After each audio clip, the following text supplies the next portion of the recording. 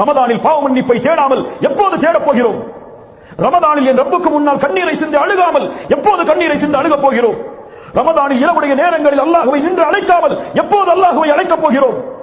ரமதானில் நம்முடைய பாவங்களுக்கு மன்னிப்பை தேடாமல் எப்போது பாவங்களுக்கு மன்னிப்பை தேடப் போகிறோம்? அதன் காரணமாகத்தான் அல்லாஹ்வுடைய தூதர் ஸல்லல்லாஹு அலைஹி வஸல்லம் சொன்னார்கள், யாரை ரமதான் வந்தடைந்து அவர்களுடைய பாவங்கள் மன்னிக்கப்படாமல் ரமதான் அவர்களை விட்டு கடந்து சென்றால் அவர்கள் நாசமாகட்டும். தூதர் சொன்னார்கள். ஆனால் பயம் இல்லை, அச்சமில்லை. இதுவரை என் ரப்பிடத்திலே கரமேந்தி என் பாவங்களுக்காக மன்னிப்பை தேடி கண்ணீர் சிந்திய நாள் இந்த ரமதானில் உண்டா? யார் சொல்ல முடியும்? இரவுடைய நேரத்தில் தனித்து தொழுது அல்லாஹ்வை நினைவு கூர்ந்து அழுது அழுது அழுது சுஜூதில் கிடந்த நாள் இந்த ரமதானில் உண்டா?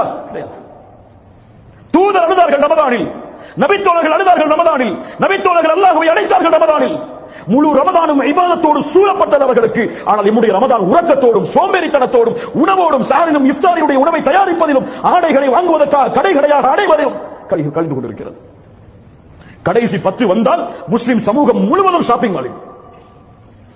இரவு தெரியாது, லைலத்துல் கத்ருடைய இரவாக இருக்கலாம். இவன் துணியை வாங்கிக் கொண்டிருப்பான், அவனுக்கு தெரியாது அந்த இரவில் அல்லாஹ் அவனுக்கு விதித்த விதி அந்த வருடத்துடைய மரணம் என்று.